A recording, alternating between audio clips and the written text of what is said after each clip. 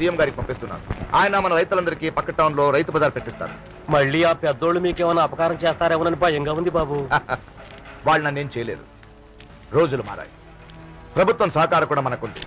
Collector గారు కూడా మనకు అనుకూలంగానే ఉన్నారు.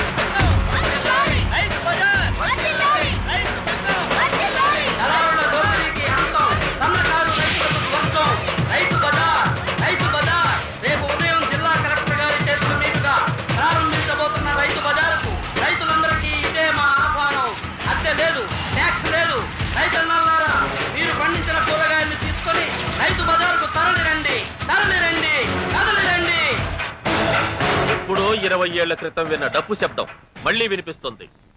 ఎప్పుడో 20 ఏళ్ల క్రితం వినబడ్డ గిట్టుబాటు ధర నినాదం పొలిమేరలు దాటి మళ్లీ వినపడుతోంది.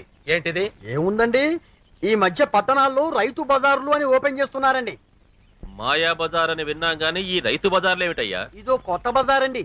అమ్మేవాడికి లాభం, కొనేవాడికి లాభం. మా ఆవిడైతే పేపర్లో చూసి ఎప్పుడు తెల్లవారుతుందా, ఎప్పుడు రైతు బజార్కి వెళదామని తప్పితే మొగుడు గురించి కూడా ఆలోచించట్లేదండి. అంతగా ఈ రైతు బజార్లు సూపర్ డూపర్ సక్సెస్ అయ్యాయండి. అంత సూపర్ డూపర్ సక్సెస్ అయితే రేపే ఓపెనింగ్, రేపే క్లోజింగ్. బాంబుల బసవయ్యను పిలిపించవయ్యా. అలాగే. ఏమి హస్తమండి బాబు, ఓపెనింగులు లేవు, అన్ని క్లోజింగులే.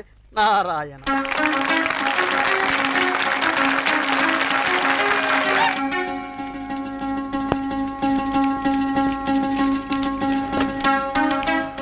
తెలవండి కలెక్టర్ గారు.